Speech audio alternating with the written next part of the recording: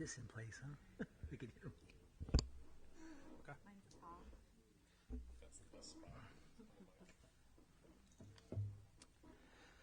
I'd like to welcome everybody to our council meeting tonight. The council chamber is open to the public at 100% capacity. Today's Wednesday, January 18th, 2023.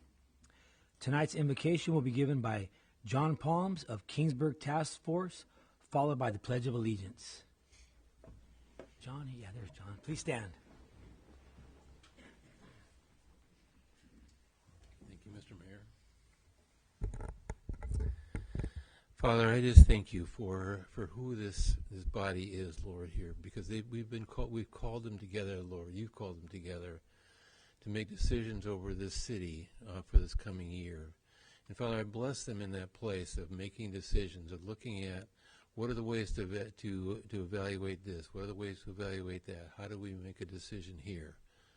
And Lord, to consider those things so that by the time the year ends, Lord, the decisions have been made well and progressive.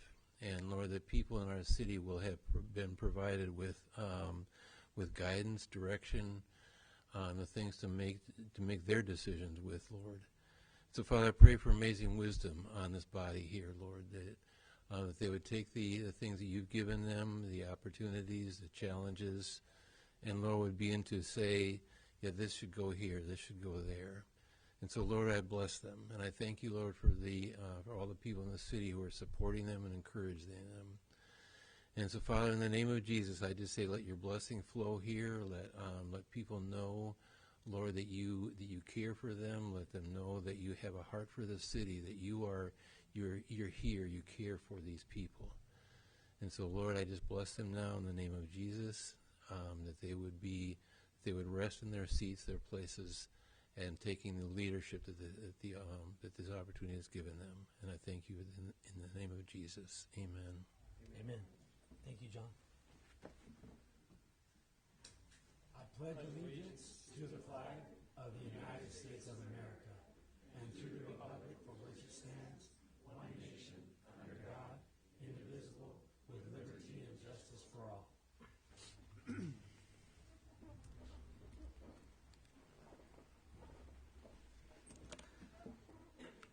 I'd like to call this meeting to order tonight. First, we have to approve the agenda. Can I get a motion? I'll make that motion. A second? Second. All in favor?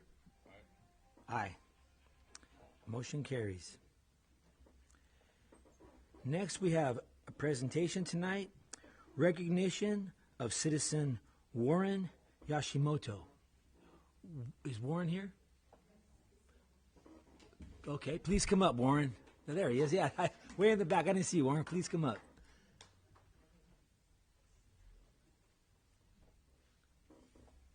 And thank you for Chief Perkins, Daniel Perkins.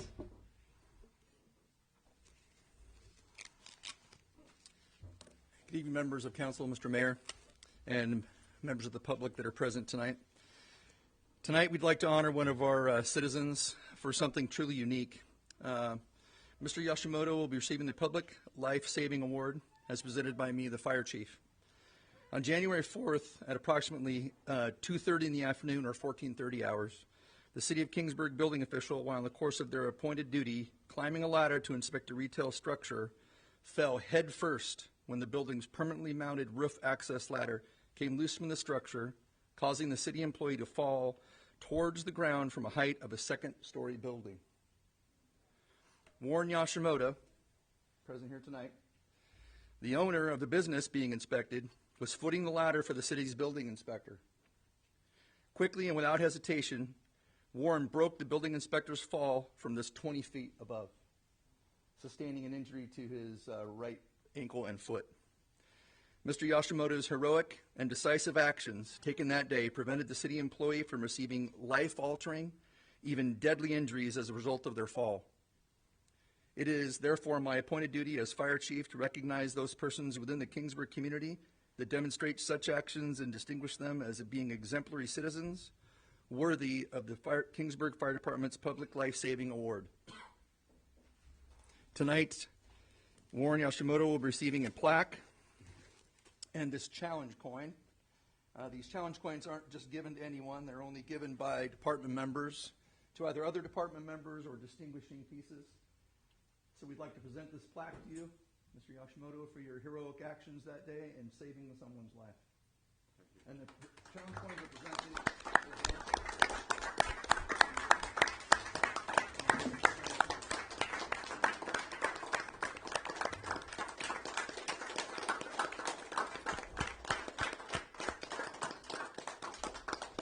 Thank you very much. Thank you very much. Okay, please stay up here, Warren. Next, I'd like to call up Anna O'Connell and Jackie O'Connell.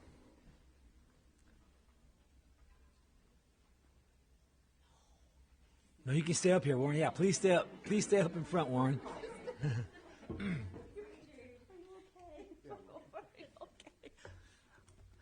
Hello, okay.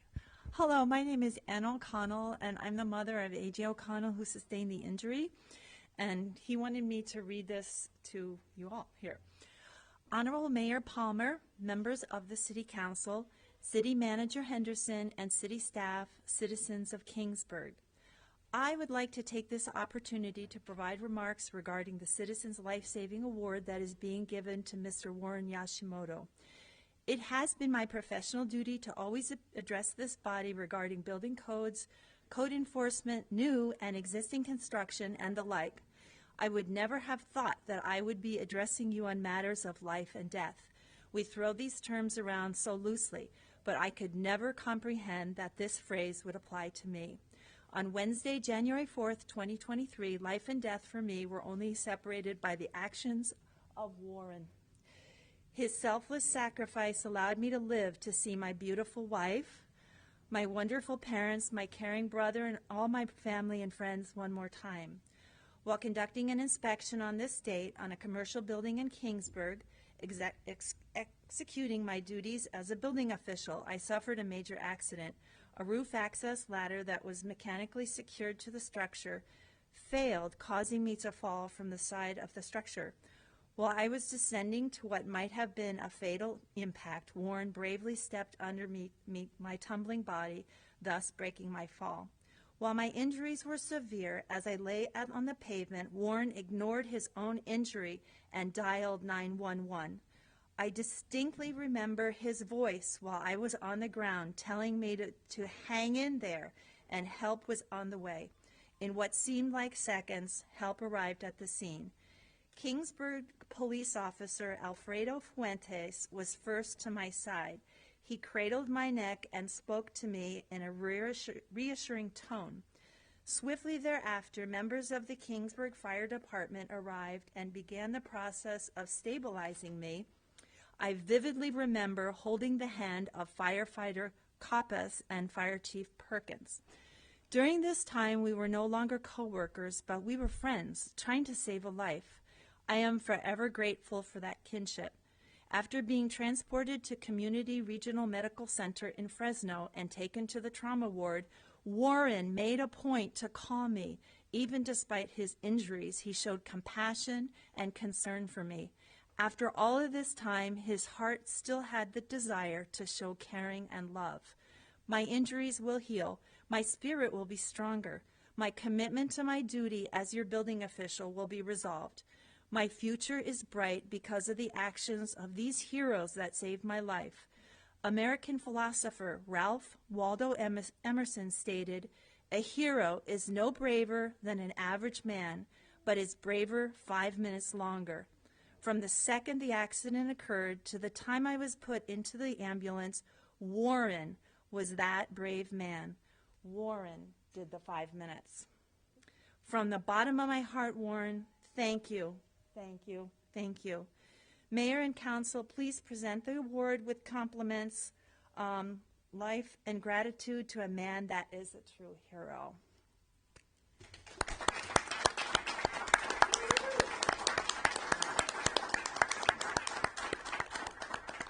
On behalf of the families, we as the family of AJ would also like to present Warren with some small and simple tokens of appreciation that could never match your sacrifice you made on behalf of AJ.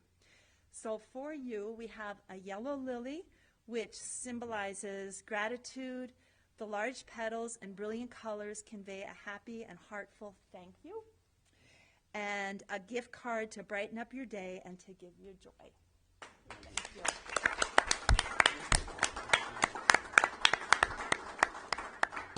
Thank you. Thank you, Ann and Jackie.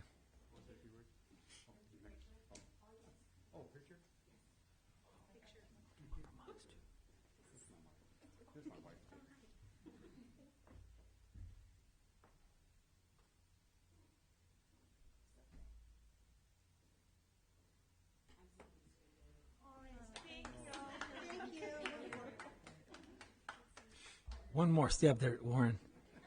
This is from city. Certificate of Appreciation. The Kingsburg City Council hereby recognizes Warren Yoshimoto for his willingness to take action and put himself in harm's way to break the fall of building official A.J. O'Connell and save his life on January 4th, 2023. Mr. Yoshimoto's selflessness actions showed true strength and character. The City Council of the City of Kingsburg hereby express gratitude for Mr. Yoshimoto's bravery. Thank you.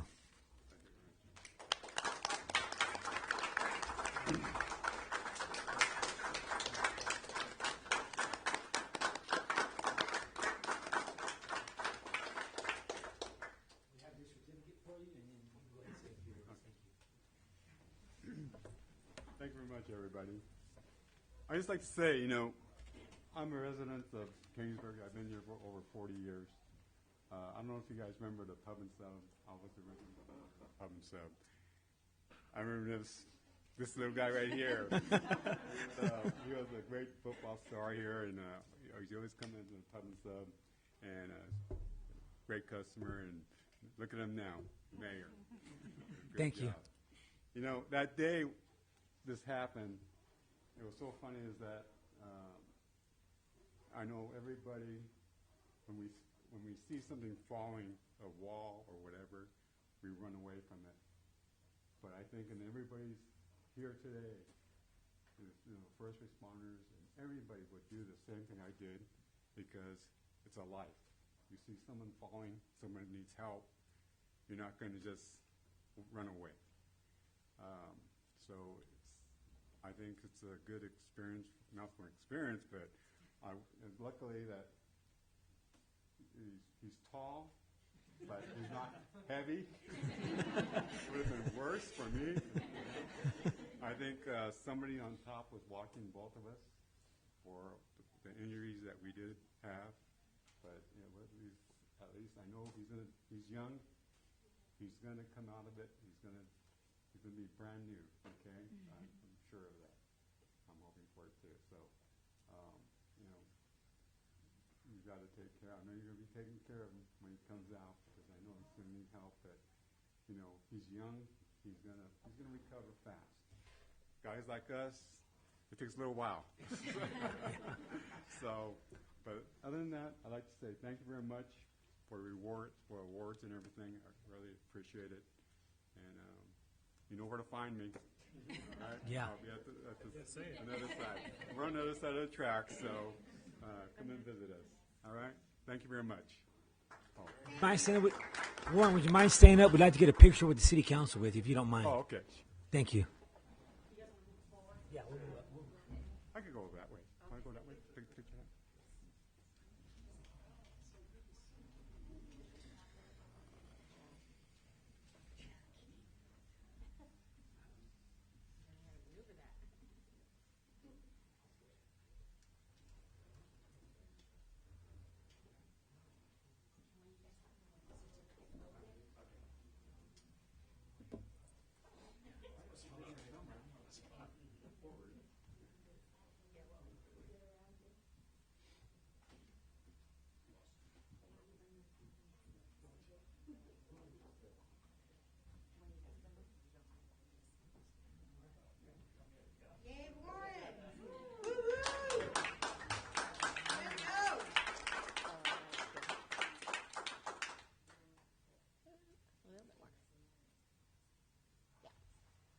Thank you.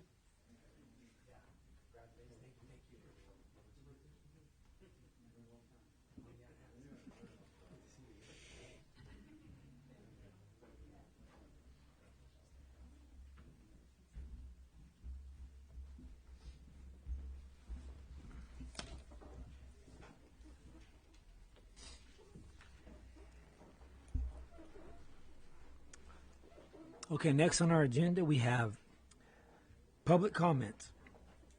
This is time for any citizen to come forward and address the city council on any issue within its jurisdiction that is not listed on the agenda.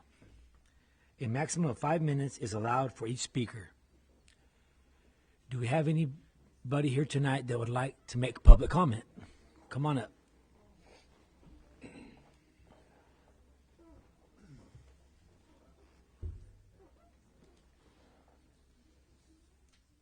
Honorable Mayor, City Council, and City Manager. My name is Miguel Ramirez, Public Affairs Manager for SoCal Gas. We are reaching out to inform all of our customers that the natural gas prices are going to be even higher than usual this January due to several unprecedented factors beyond our control. Customers may see a winter natural gas bill double or higher compared to 1 year ago. The high bills are a result of historically high natural gas prices in the western United States. SoCal Gas doesn't set the price for the natural gas. Instead, natural gas prices are determined by national and regional markets.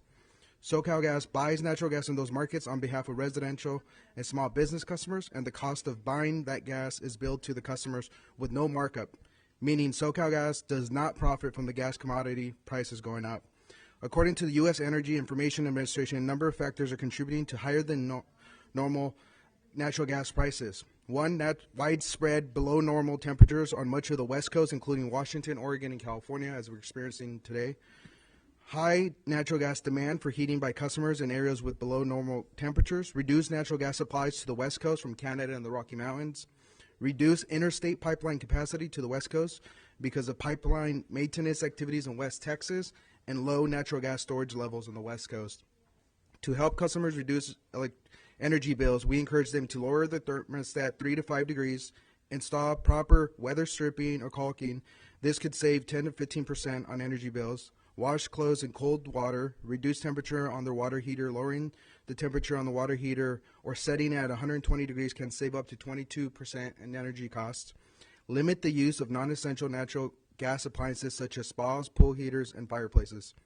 In addition, SoCal Gas recently announced a $1 million contribution to the Gas Assistance Fund, a program that helps low-income, qualified customers pay their natural gas bills. To learn more, please visit our website, socalgas.com/assistance.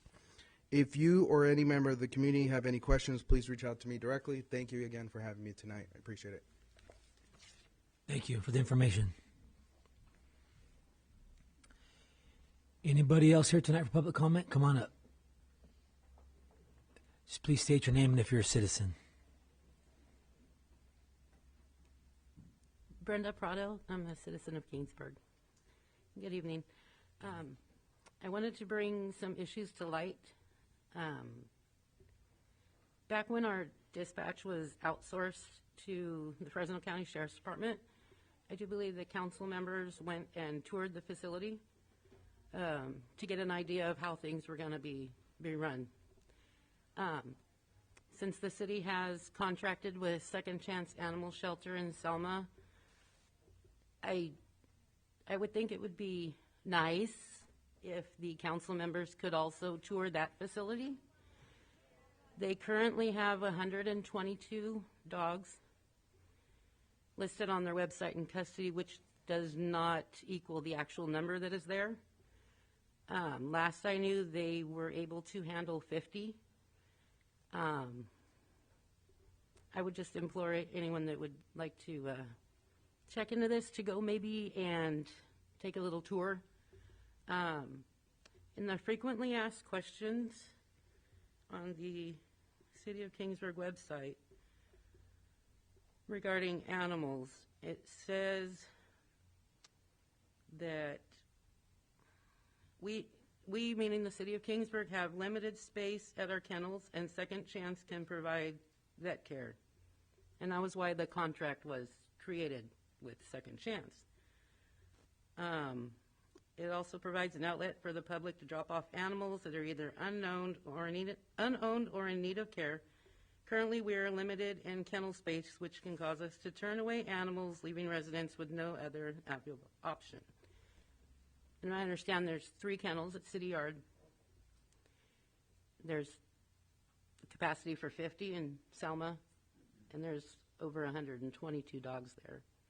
And from my understanding, the conditions are deplorable. If anyone would like to reach out to me, I can give you more information. I have pictures, I have video, I have witness statements.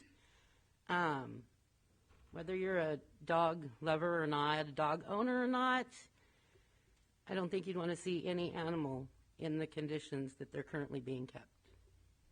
If you'd like, please reach out to me, and I will share what I know. Thank you. Thank you, Brenda.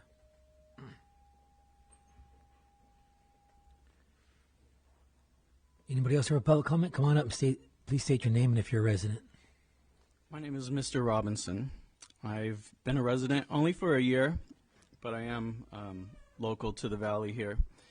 I'm a pedestrian, and I don't drive due to some medical issues. And anyways, I used to, but that's neither here nor there. But the reason why I'm here is because I was almost hit and killed last night walking at a crosswalk at Sierra and 14th. I live on 14th Street. But that's not the first time that I've almost been struck and killed as a pedestrian here in Kingsburg. I would like to bring it to everyone's attention that as a pedestrian, the conditions in Kingsburg are absolutely deplorable. I understand that most people don't bike or walk in Kingsburg, but I do, and I live near an elderly people's complex, and there's a lot of people on scooters and wheelchairs and people who do get out and around the town. And I can't imagine what it's like being an elderly person as a pedestrian in Kingsburg. People don't pay attention. And I don't know what the council can do about that, but there is a blinking crosswalk over by Ace Hardware, and I think it'd be a really good idea if some blinking crosswalks could be installed on Sierra Avenue. But other main streets around Kingsburg, I've probably had cars blast through intersections maybe about 3 or 4 times. All of them have been in broad daylight, except last night it was probably around 6:30 or 7 o'clock. A car coming down Sierra. I was in mid crosswalk, a car coming down Sierra without slowing down, just whipped right onto 14th and probably just inches away from me. And without good reflexes, I probably would have been struck and, if not killed, probably injured pretty badly. And like I said, there's people who live near me in wheelchairs, and they go over here to the dollar store, they come downtown, and it's just really concerning that this could happen. It'd be really great if there was some better signage. But the blinking crosswalks, in San Francisco, they have blinking crosswalks near schools, but there's not even a blinking crosswalk down here by the school. And but I just got a haircut over here today, and the guy who did my hair told me one day somebody from the high school pulled out and hit an 8th grader or something. So anyways, I just wanted to communicate that to everyone here.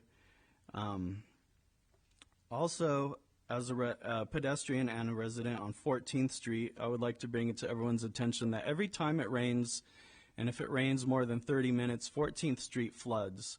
And that's in between Winter and I believe it's Tulare Street. But I live near 14th and Winter Street. And when I say it floods, I'm talking about at least 6 or 7 feet of water from the curb out into the street. So much to where when I'm walking my dog, I can't leap over the puddle. So I, for my own education and to educate you, looked, and there's not a drainage, a storm drain, but for every 3 or 4 blocks, and that's like pretty crazy. So I mean, I'm thinking about all the other people not as able as me, And, it's been brought to my attention that, Kingsburg collects a lot of tax dollars. That per capita, there's a lot of wealthy people here paying taxes. And so I know that there's a budget here to take care of that issue, but I spoke to a guy named Daniel on the phone here in Kingsburg, and he was saying, well, there's not in the budget any money to repair or add on to storm drains. We repair the roads, but we don't do anything about the drains. And I invite every single one of you to come next time it rains, more than 30 minutes, maybe an hour, come down to 14th and Winter and look at the giant lake and the giant river that forms there. And it takes a very long time for the water to drain. And it's just a real big bummer. And for a wealthy city like Kingsburg, it seems like there should be some sort of budget or money or some sort of solution to take care of the problem. So I just wanted to bring it to your attention. Another issue as a pedestrian that I've seen on 14th Street are the alley transitions. I don't know what else to call it. The little driveway into the alley off of 14th Street. A lot of them are very rugged. The cement has broken down. Okay, Mr. Robinson, I'm sorry to interrupt you. You can come back to our next meeting and Has it been 5 minutes? Yeah. Okay. I just wanted, in Thank you. closing statement, there's a lot of people who walk in the street because they can't walk on the sidewalk because the conditions are so bad. People with strollers, people in wheelchairs, and one of these days somebody's going to get hit and killed. If it's not me, it's going to be somebody else. I pledge, if it's me who's hit and killed at a crosswalk or whatever, I will come back to haunt with my friend Albert Hovnanian. He told me he knows where everybody lives. Mr. Robinson, Thank you. Thank Yeah, you. thank you. Thank you for listening to me. Anybody else here for public comment tonight? Come on up. Just please state your name and if you're a resident. My name is Brent Anderson. I am a resident of Kingsburg, and I would just like also address, the pet solution that the city has in place right now. As far as Second Chance, I do know that they are overcrowded, but I can speak from firsthand. I found a pet, and I tried to get a hold of Second Chance, and I tried and I tried and I couldn't get through to anybody. I even called down to the police station. I'm not trying to place blame on anybody or anything, but I was told to release the pet. If it's not vicious, So I'm just asking the city council to maybe re-look at what's in place and maybe reevaluate it, and maybe we can come up with a different solution, like maybe an animal control officer of some sort or something, or a place that does provide that, due to, the citizens of Kingsburg are also responsible to transport the pets to Second Chance, and I don't think that's very safe or fair to a citizen. Thank you. Thank you, Brent. Anyone else in the council chambers that would like to make public comment tonight? No? Okay, I will close public comment. Next on our agenda, we have consent calendar. Items considered routine in nature are to be placed on consent calendar. They will be considered as one item and voted upon in one vote unless individual consideration is requested. Each vote in favor of the consent calendar is considered and recorded as a separate affirmative vote in favor of each action listed. Approval of consent calendar items include recital readings, ordinances by titles only, and adoption of recommended actions contained in staff reports. Can I get a motion to approve consent calendar? Oh, wait, take that back. Do we have any council members that would like to pull an item on consent calendar? Tonight we have 5.1 through 5.13. Does any council member want to pull anything? No? Does anybody from the public want to pull 5.1 through 5.13? No? Okay. Now we can get a motion to approve consent calendar. In a second. All in favor? Aye. Aye. Okay, consent calendar is approved. Okay, we'll go to regular calendar. Tonight we have start with 6.1, state and federal legislation platform discussion with Townsend Public Affairs Incorporated. Staff report by City Manager Alex Henderson. Presentation by City Manager Alex Henderson. Good evening, Mr. Mayor, members of council. As part of our contracted agreement with Townsend Public Affairs, council has the opportunity to consider a state and federal legislative platform for 2023. The City of Kingsburg's legislative platform reflects the priorities of the mayor and the city council, and the strategic platform will allow the city and Townsend Public Affairs to rapidly and effectively respond to and advocate for legislation, regulations, and funding opportunities that are consistent with the city's stated goals.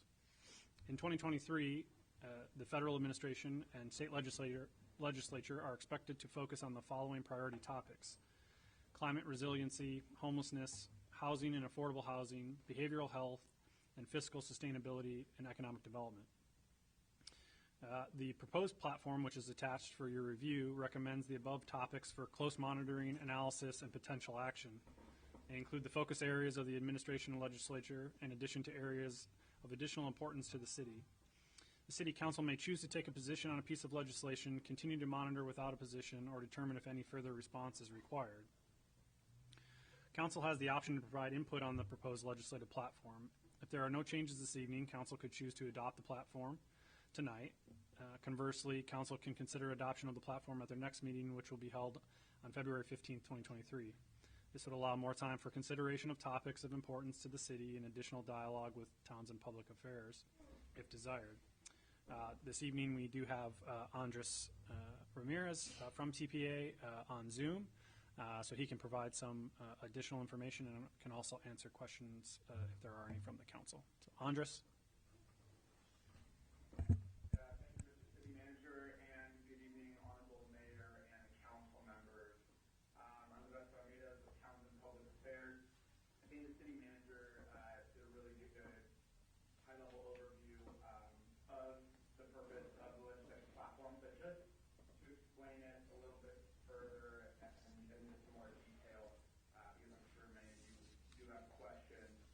The real purpose we want to develop and then adopt a legislative platform is so we can make the city of Kingsburg even more relevant, notable, and recognized in both Sacramento and Washington, D.C.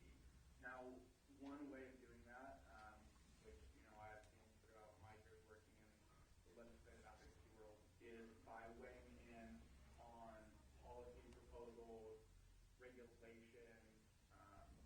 both and federal level. So in adopting a legislative platform or framework, what that enables us to do is respond quickly to any proposed bills or regulations without having to wait for whatever the next council meeting may be in order to get approval on every single item we may want to take a position on. So essentially, remaining nimble in policy-making decisions is one key reason we want to do this. The legislature, they change up bill proposals, policy proposals on a daily basis. One day, something could be saying this, and then the very next day it's been amended and now there's something else. So we want to be able to respond quickly to those proposals. Additionally, when we have this legislative platform or framework, what we are doing is providing a higher level of transparency to, quite frankly, the residents and the public as a whole, because they know here's what we are working on, here's what we have stated we will follow up on, these are the policy areas, this is where our work really lies.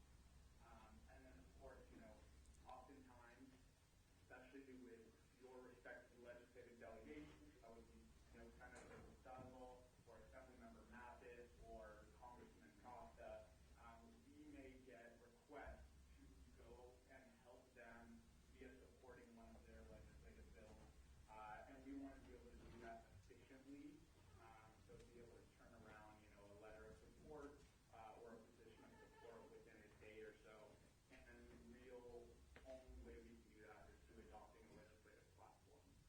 So So once again, general idea, build out Kingsburg identity and reputation in policy-making circles in Sacramento and DC. You know, and another thing we can do when we have this adopted legislative platform is, you know, work on changes to proposed policy. So, for example, there is a bill that is out there that is potentially harmful to the city.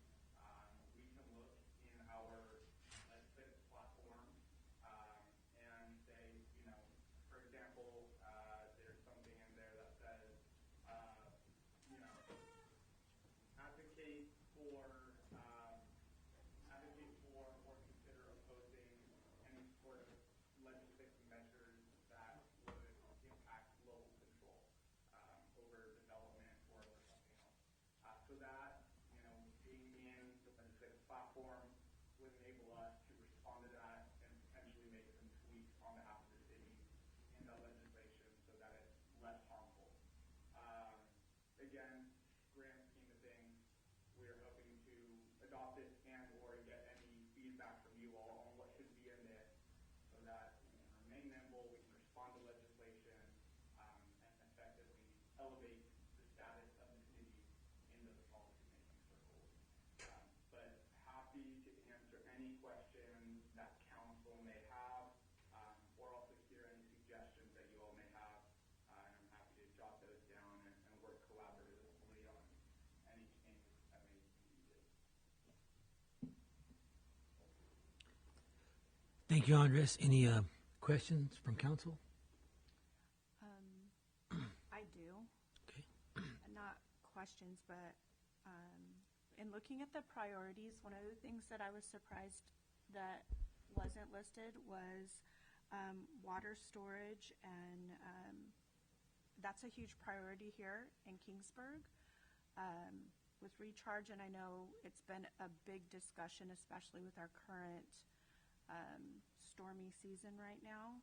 That's something that I would personally like to see listed on our platform. Anything that comes up that is going to build more water storage. Noted.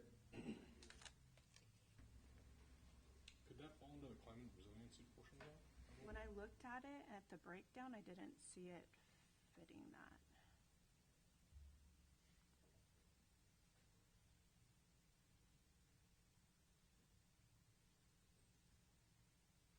It was more gas emissions, electric vehicles, green businesses.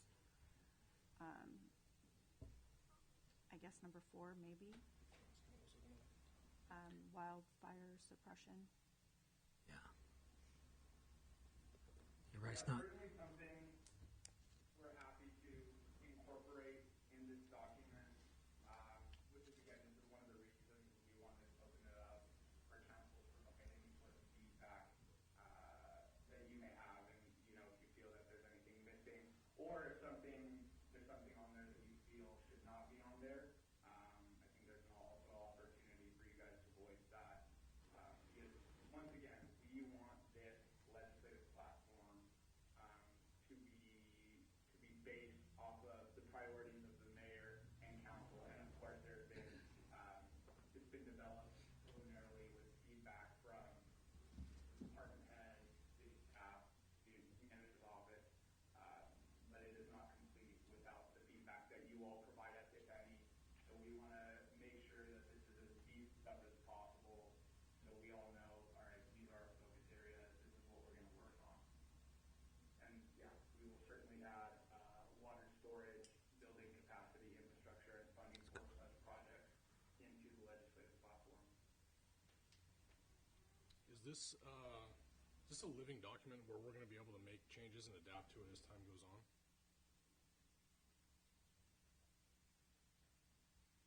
Sorry, was that a question? Yeah. Is this a document that you're going to allow us to make changes if other issues come up throughout the year? Are we going to be able to add to it or make adjustments to it, or are you going to want this to be like a finalized for the entire year document? So traditionally, it is finalized for the entire year. I think the only caveat, and this may be something that, you know, city attorney, the city manager would be able to speak to more accurately, but since this is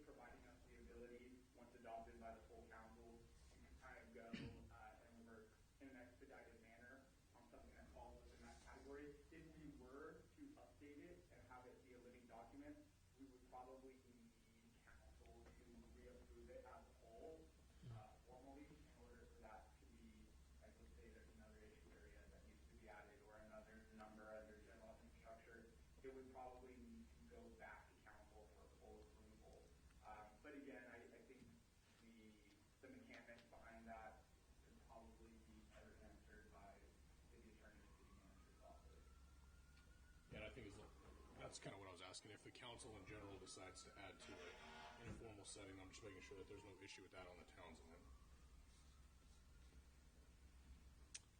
I don't know if you heard that, Andres. He was just making sure that Wouldn't have an issue.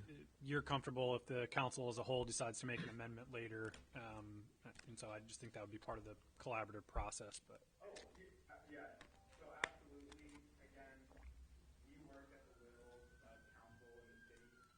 So whatever it is you would like us to focus on, go after, or avoid as a whole, that's the route we will go. Because we work in your will, so whatever it is you guys would like, that is our goal.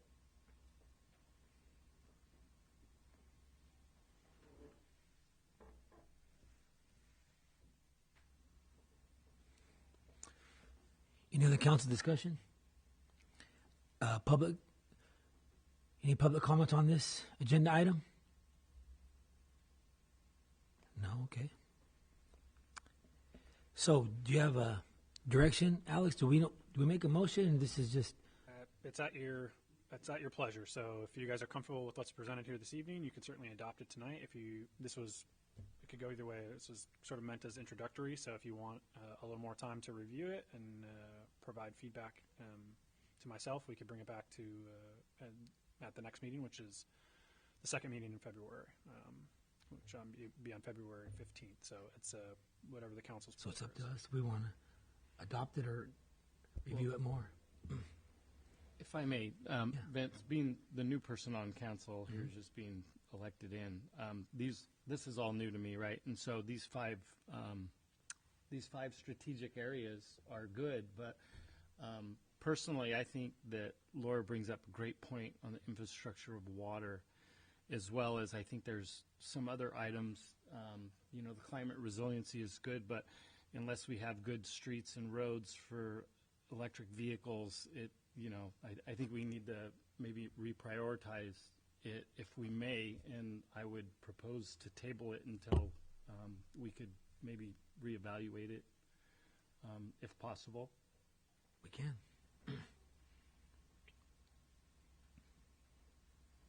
Yeah, council member would love to hear any strategic feedback that you and or any of your other colleagues have. And when you have time to look it over and provide that strategic input, more than happy to work with the city manager on amending this version of the legislative platform and coming back to you all with a revised version that you can look over and adopt. And again, one that you all feel more comfortable with and one that is including all of your priorities that may not be listed currently. So that is something, that's a road we're happy to go down. Yeah, I think that's a good idea. Now that we've heard from Andres and heard what he has to say about it, we can table it for the next meeting, and we can amend and revise and think about what we want, what else we want put on there. Yeah, I'd like to reevaluate it. So do I need a motion to just table it until the next meeting? No, it would just we'll get staff informational. direction. Yeah, okay. Yeah. Okay, I think we're good. Thank you, Andres. Thank you, Andres. Thank you everybody for the time. Appreciate you having me. You're welcome. Okay, let's move on to 6.2. Fiber optic broadband update. Staff report by City Manager Alex Henderson. Presentation by City Manager Alex Henderson. Mr. Mayor, members of council, during the height of the pandemic, the city received several inquiries and complaints about existing internet options. The challenge of available existing options through private providers became evident as residents struggled with bandwidth speeds due to high usage. Much of those same challenges remain as more individuals work from home, attend school online, and utilize teleconferencing technology for doctor visits and more. During the council's workshops regarding the use of American Rescue Act funds, or ARPA funding, council provided direction to staff to solicit public feedback on the use of ARPA funds through an online survey. The survey identified potential projects to utilize the funding for and asked residents to rank them based upon priority. The installation of fiber broadband was ranked as the highest priority, followed by additional community planning efforts. During the regular council meeting on August 17, 2022, the council approved an agreement with Kingsburg Media Foundation regarding the installation of a fiber optic network. In addition, they authorize the city manager and city attorney to finalize a backstop agreement with Vast Networks. The purpose of this agreement is to safeguard the system should Kingsburg Media Foundation no longer be able to meet the requirements of the initial agreement. That initial staff report and supporting document is included in your packet this evening from the August 17th, 2022 meeting. Since that meeting, staff and vendors have been working on finalizing the agreements and designing the system to best serve the community. Below is a short synopsis of activity to date. We executed the final agreement with Kingsburg Media Foundation on August 24th, 2022. There's been engineering design of the overall system. Included is an updated map of the proposed build-out. If you could go to that, Abby, please. The updated map is color-coded by phase. Phase 1 is green, Phase 2 is blue, and Phase 3 is orange. Please note the green segments included on the map show gaps. This is because there is already existing infrastructure in place. The new build-out in Phase 1 will tie into that existing infrastructure. Vast Networks in the city are finalizing the backstop agreement. This has included ensuring finite details are discussed and identified, as well as identifying Vast's role should Kingsburg Media Foundation no longer be able to perform. Phase 1 site walks began on January 11th, 2023. These site walks help identify any on-site issues that may not have been identified during the initial design. It's anticipated that Phase 1 plans will be submitted to the city for review and permitting within the next 2 weeks. The city, per the agreement, has 30 days to review those documents, and we are anticipating that Phase 1 construction will begin within the first quarter of 2023, likely in the first few weeks of March. Future phases will be coordinated concurrently, and a full timeline for construction will be determined based upon availability of materials, permitting, namely Caltrans, weather, and availability of contractors. Site locations within the city include approximately 16.5 miles of fiber infrastructure, which will also serve city facilities directly, including office buildings and water well locations. It will also serve existing public safety infrastructure and offer the ability to expand public safety camera infrastructure and offer the ability to expand. The larger project will include connections from the north and east that will provide redundancy to the system should there be an instance where a line is accidentally severed. Representatives from both Kingsburg Media Foundation and Vast Networks are available this evening to answer questions. This item is informational only. That concludes my report, and I'm happy to answer any questions that you may have. Questions from council? I have some questions about the map that I think might be for either the Media Foundation or Vast. On the map, so phase one build out is green, correct? The bright green? Correct, yes, it's in green. Kind of downtown and then to the pool. Correct. What's the purple? The purple is actually, that's phase 3, isn't it, Adam? Yes. That's the north ring? Yep. Yeah, purple's actually, yeah, the colors are different on here. That's going to be phase 3. That's the orange? It's listed as orange, correct. Yeah, there's some places that it's orange because of, I think, Caltrans crossings. But yeah, the purple ring, which is northeast Kingsburg, that's phase 3. The dark blue ring is west and southwest Kingsburg. That's phase 2. What are we looking at for just general timelines? You're just going to have to kind of simplify it for me. For phase 1 build out, what are we anticipating timeline-wise until that's up and available to the public? It's going to depend on a lot of factors, including weather. As you know, we've had a little bit of it lately, and I can't speak directly for the contractors and their availability, but it is the phase 1 is a smaller project, and it should be but it's also probably going to be one of the most complex builds because it is in downtown. The contractors anticipating 2 to 3 weeks of actual construction time. And then we have about another 2 to 3 weeks after that of termination of fiber and installation of hardware. So to summarize, anywhere from 2 to 5 months, depending on weather. More likely closer to the 2-month mark.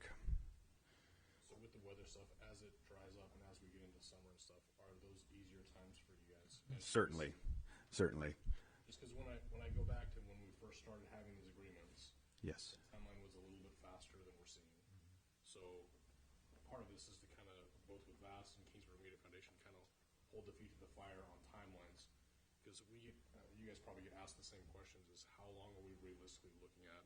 We understand it's a major project, we understand there's a bunch of variables, and it's unique, and it's a great project, but at the same time, city dollars are out there. Certainly. So we want to know how long it is before we have the service. Reggie, I can probably take that. Yeah.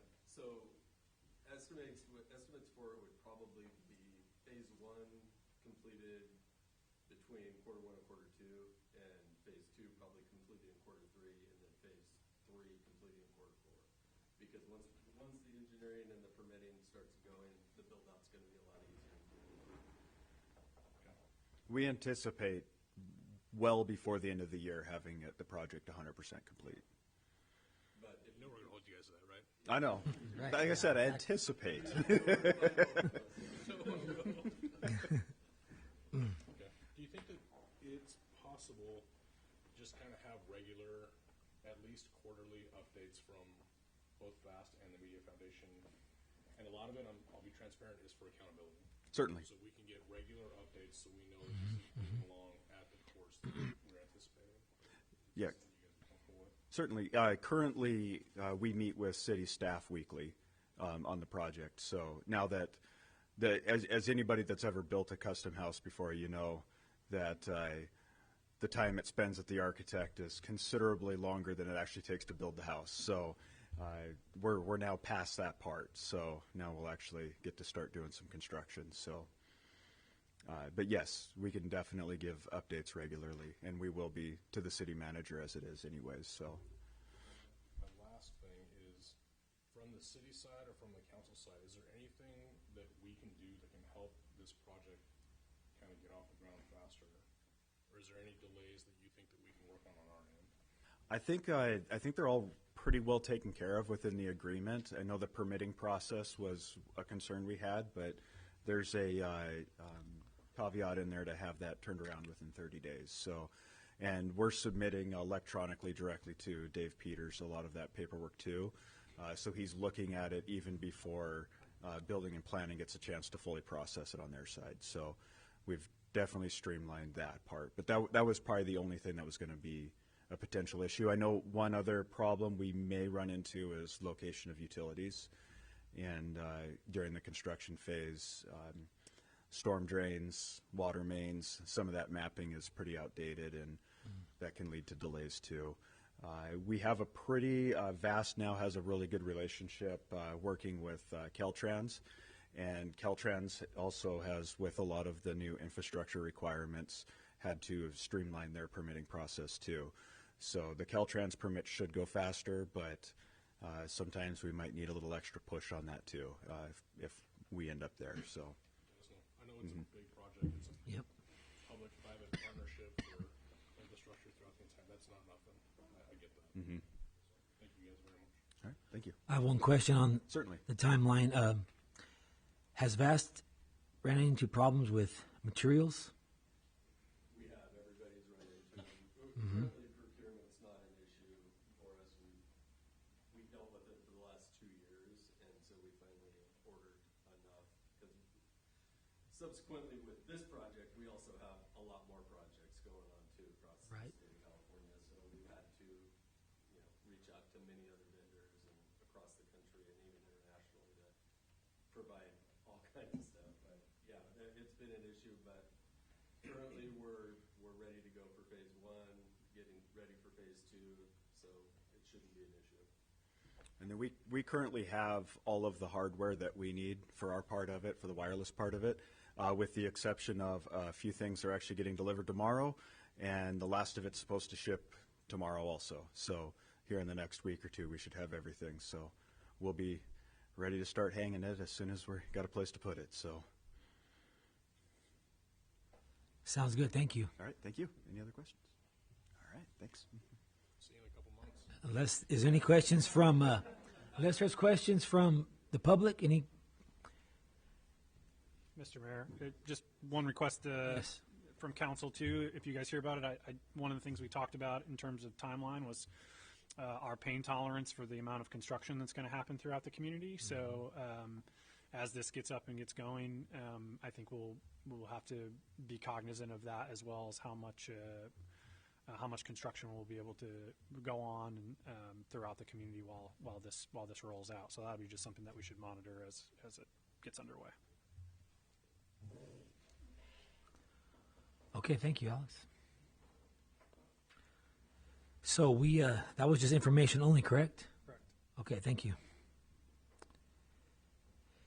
Next on the agenda, we have Crime Statistics Report for the month of December 2022 and General Police Department Update. Crime Statistics Report prepared by Kingsburg Police Department Record Supervisor Karina Padilla. Presentation by Police Chief Neil Dadian. Hello, Chief. Good evening, Mayor Palomar, members of the council. Good to be with you again. Happy New Year. We conducted a focused enforcement effort on the first Friday of December. I mentioned this in one of my weekly updates. The focus was in and around the northwest area of Kingsburg and targeted certain locations. So I gave you this, but just as a reminder, we had 4 felony arrests, 4 misdemeanor arrests. The adult compliance team, which is a task force, a county task force, was out here. We participated in that. They also assisted us with a number of probation contacts, some searches, and then a couple of arrests. On January 5th, we also had another focused enforcement effort. We had a handful of probation contacts, 2 felony arrests, 1 for possession of methamphetamine for sales, and well, this will be kind of interesting. We did arrest one of our local known thieves riding his bicycle, handlebars in one hand, sawzall in the other. Police work, we call that a clue.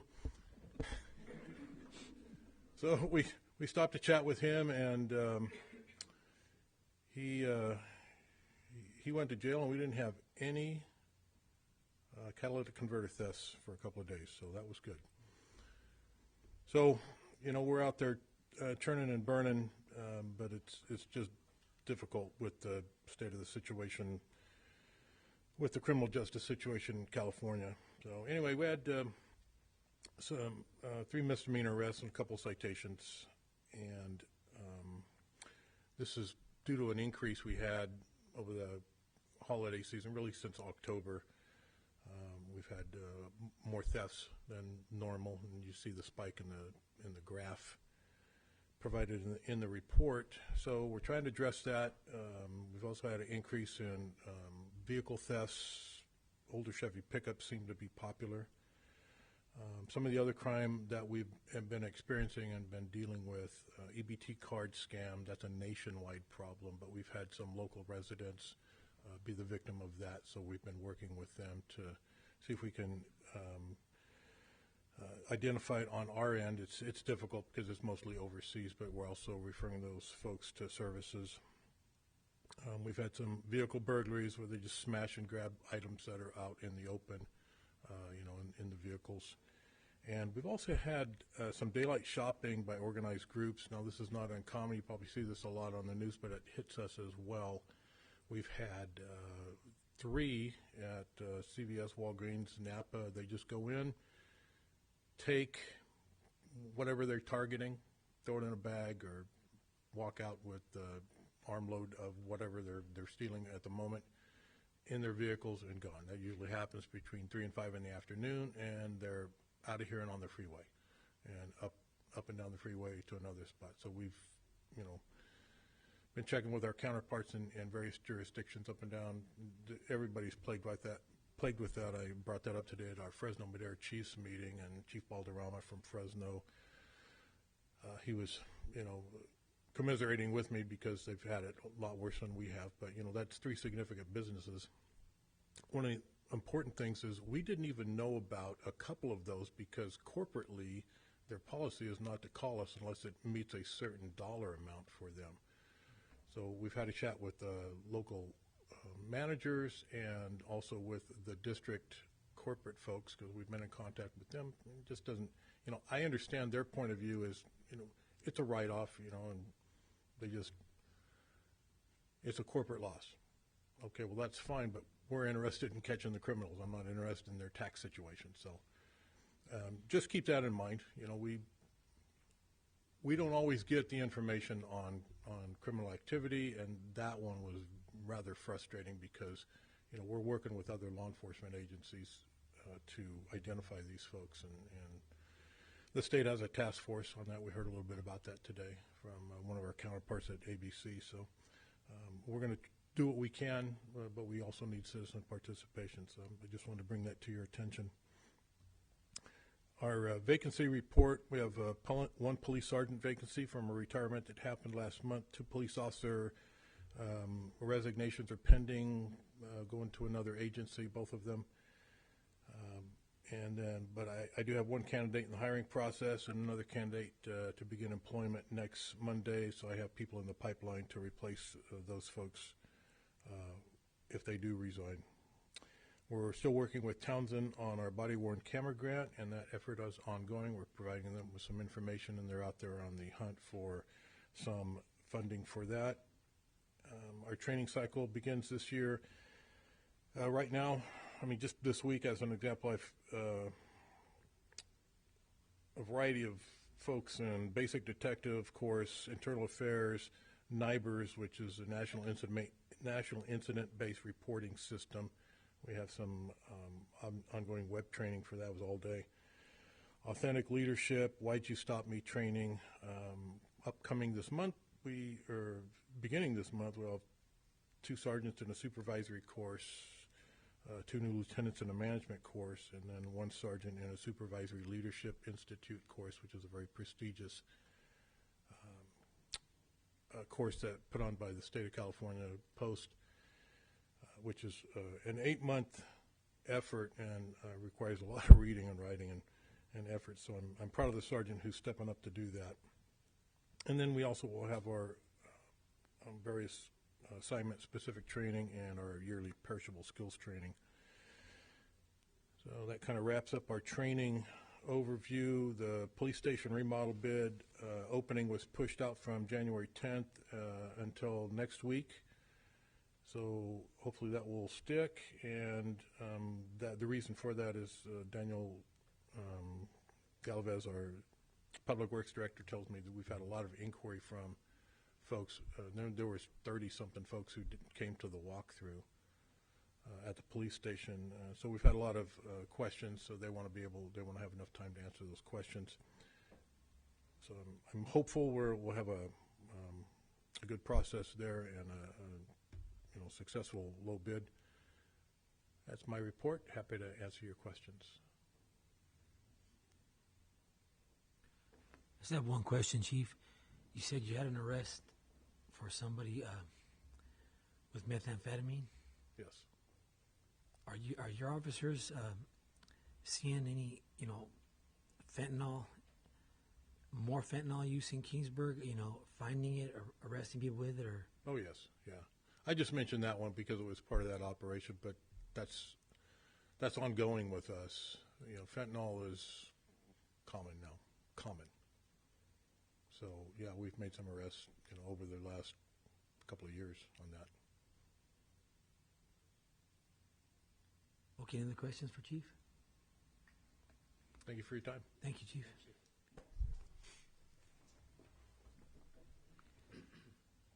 Next, 6.4, Kingsburg Tri-County Healthcare District Grant Cycle. Staff report by Service Director Adam Castaneda. Well, good evening, Mr. Mayor and members of council.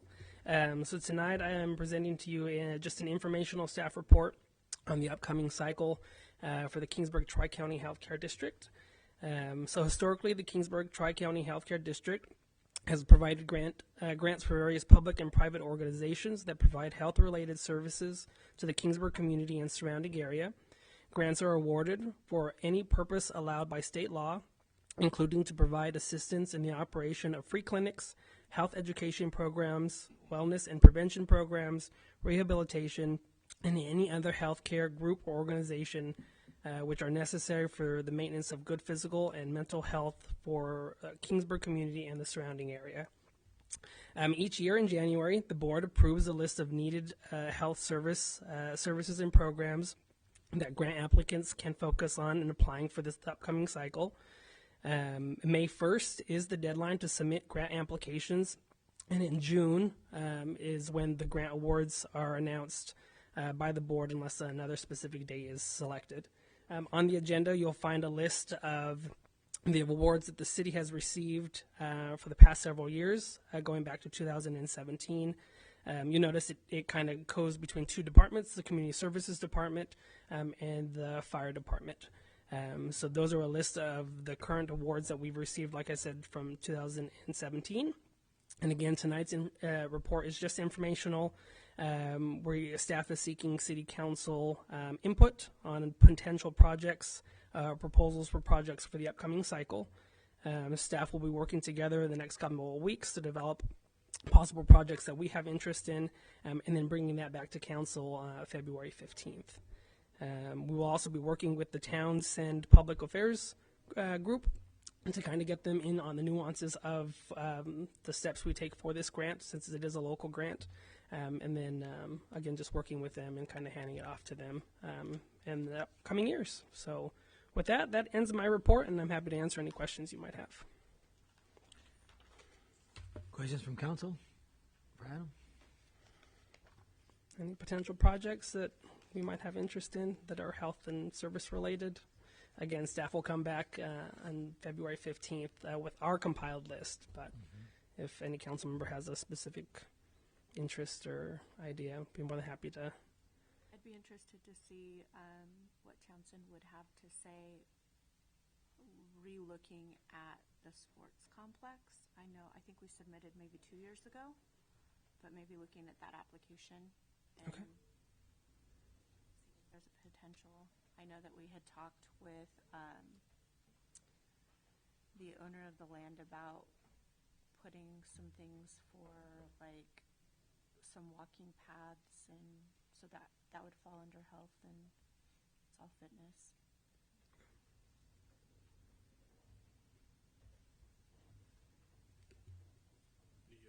Swim complex, seems like there's been some issues with it staying open as of late. Maybe we could look as one of these projects for whatever rehabilitation needs to take place for the swim complex. Okay. Any others? We can also bring them back the 15th. And anytime in between, please feel free to Anytime contact okay. my office and I'll add to the list. Thank you. Great. Thank you, Adam.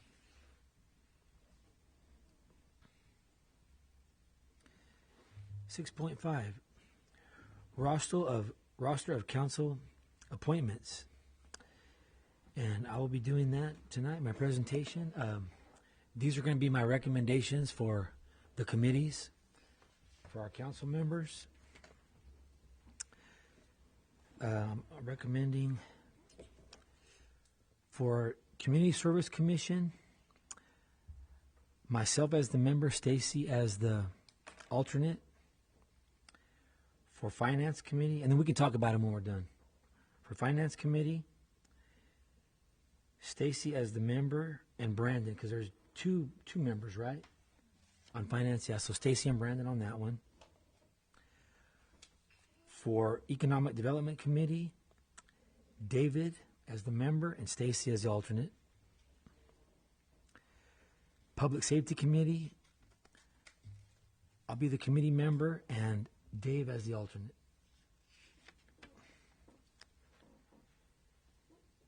Next, 5 Cities Economic Development, Laura as the member and I'll be the alternate.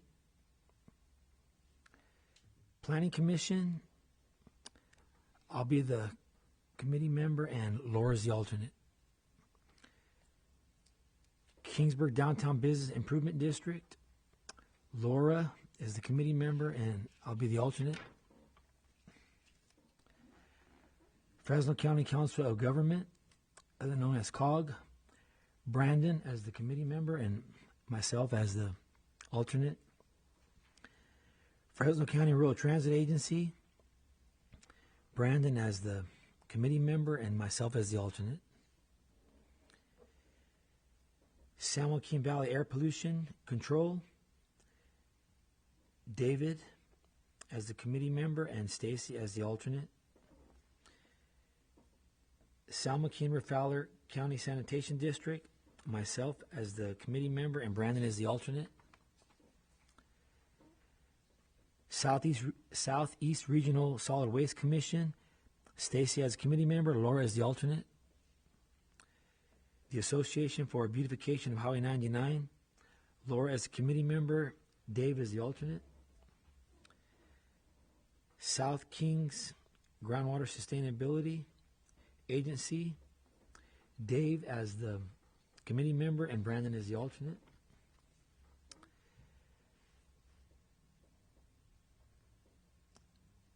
Fresno County Office of Tourism, Stacy as a committee member, Dave as the alternate.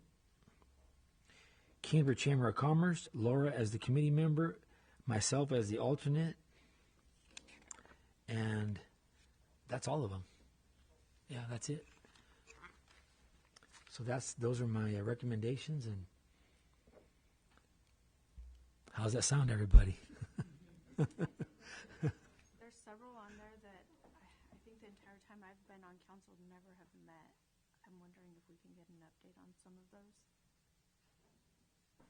Do you know which one? Yeah, like the beautification for the highway, the air pollution, tourism. I think there's one other one. Yeah, I know most of them meet quarterly, or some of them meet quarterly, especially the county ones. I think I got it. Yeah, I used to be on the solid waste, and because of the pandemic, they didn't meet for a long time, but I believe I got an email where they're going to meet. Yeah, it's this month or next month? February, did you say, Abby, or next? January, yeah. So that one is finally going to meet again. And I'm not sure about the San Joaquin Air Pollution Control. That used to be Jewel and myself as the alternate. So I'm not sure how often they meet. But we still have to be members on these committees, so maybe they'll start meeting again since the pandemic's over now, or but yeah, we can get, have Abby find out for us if those committees, if they are still meeting or how often they still meet. That'd be okay, Abby. Okay, so those sound good? Okay. Is there a way for some of these that don't meet regularly, we don't report out on a lot of these for council, can we maybe quarterly or at least twice a year report out on all of them?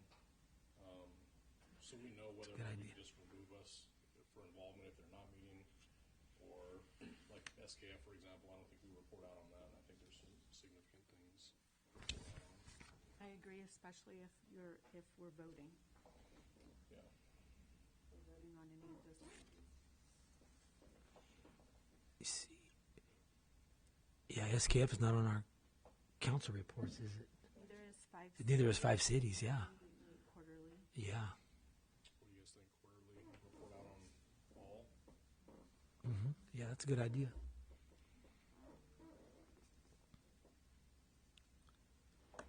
Yeah, we can add that to our agenda, yeah. Yep, you're welcome. Okay, let's move on to 6.6. Oh, wait, do we need to make a motion to approve all those, correct? Okay, can I get a motion to approve agenda item 6.5? I'll make the motion. Second. All in favor? Aye. Okay, motion carries. Thank you. 6.6 Senate Bill 1439 information. Staff report by City Attorney Michael Noland. Yes, Mr. Mayor, members of the council, as set forth in your staff report on this agenda item, on September 29, 2022, Governor Newsom signed SB 1439. The significance of this legislation as it relates to the City Council is it removes the exception of local governmental agencies such as the City Council from the provisions of the Levine Act, which was enacted in 1982. And the significance of this to the City Council is that it subjects the City Council to the prohibitions that are provided in the Levine Act, which in essence provides that prohibits officers, and in this case city council members, from accepting, soliciting, or directing a contribution of more than $250 from any person or entity while a proceeding involving a license, permit, or other entitlement for use is pending before the city council. So in essence, what the Levine Act provides is that you cannot solicit or direct or receive a contribution of $250 or more if there is some type of proceeding that's on the agenda, is going to be placed on the agenda, or is currently being considered by the city council, and that that $250 contribution would have come from someone who is involved with the process of obtaining the license, permit, or entitlement. The legislation under SB 1439 extends that the initial prohibition under the Levine Act from a 3-month period, anything that's pending in 3 months following the date of the final decision, to 12 months.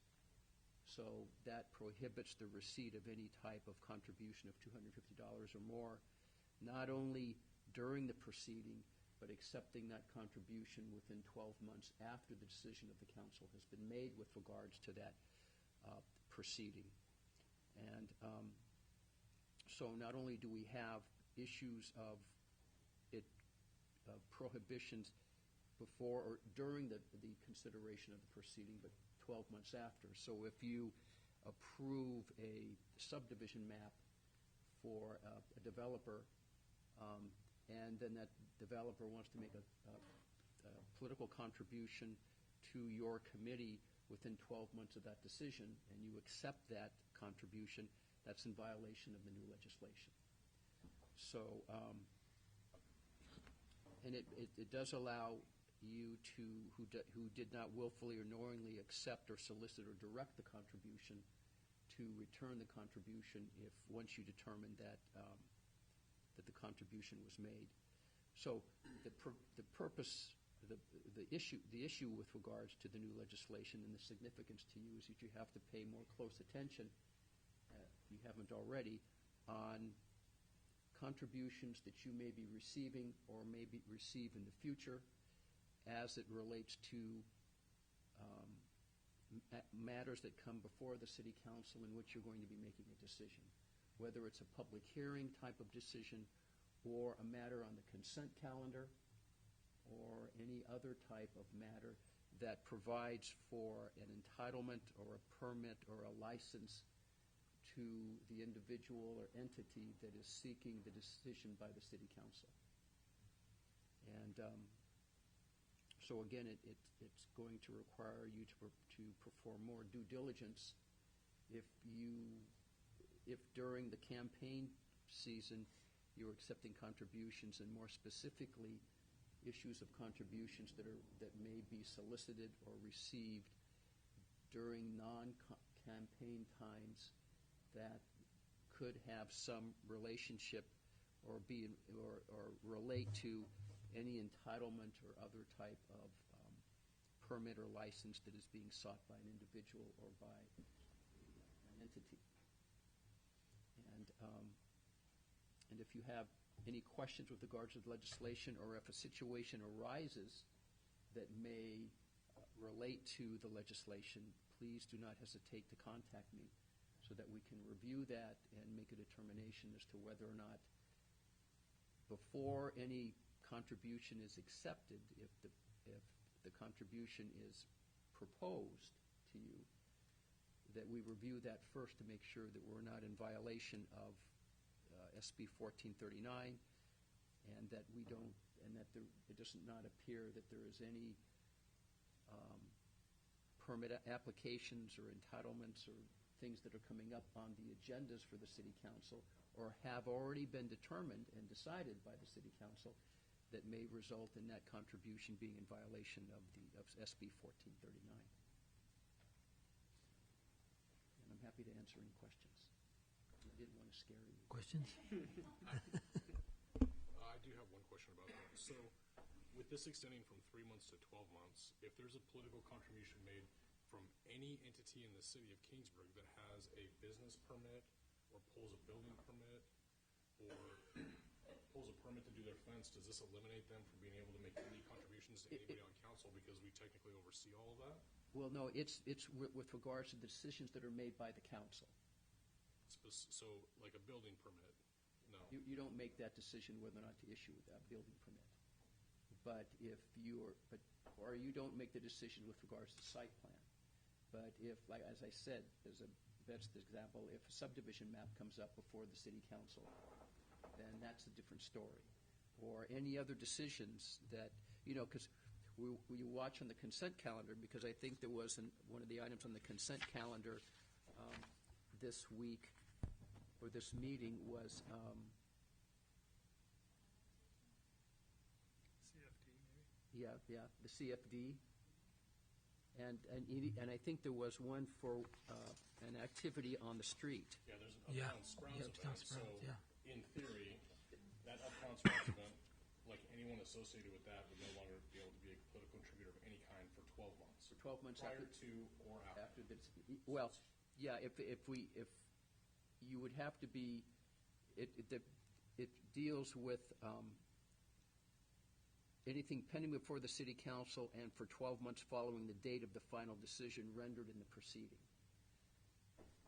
Okay, so if it's on the agenda, but if you received the contribution 6 months ago, and now we have this agenda with the CFD and that sort of thing, that there wasn't an anticipation that contribution was coming before that time. But now that decision has been made, there can't be a receipt of a contribution with regards to the Sprouts permit for the next 12 months. I don't think it's going to be an issue for any of us. I just want to be clear ahead of time in case it comes up in the future. Thank you. But again, if anything comes up or you have any questions, you want to address it prospectively and not after the contribution is made. Yeah.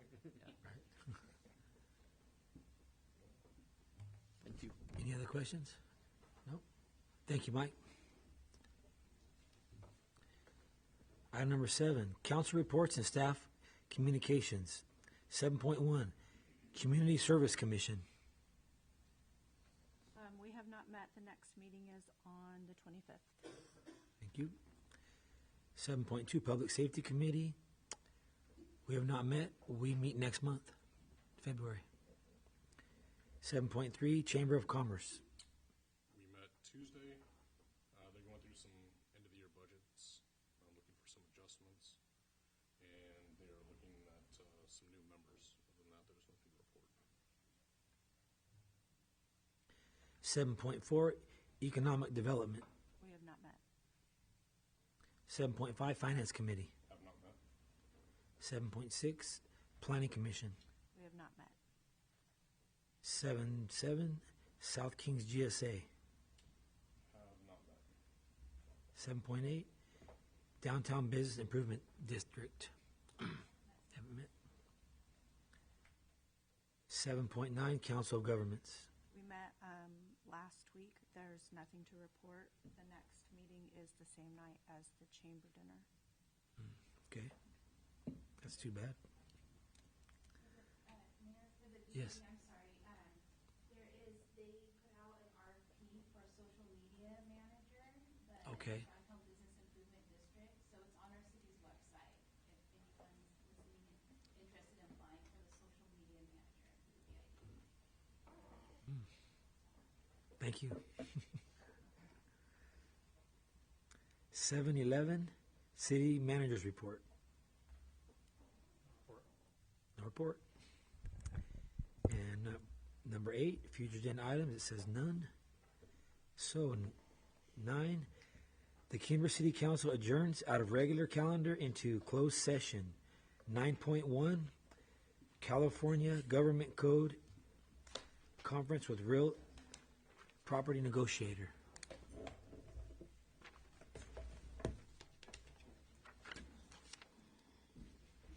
That's not too bad. a little bit longer than it's only 7. It's still early.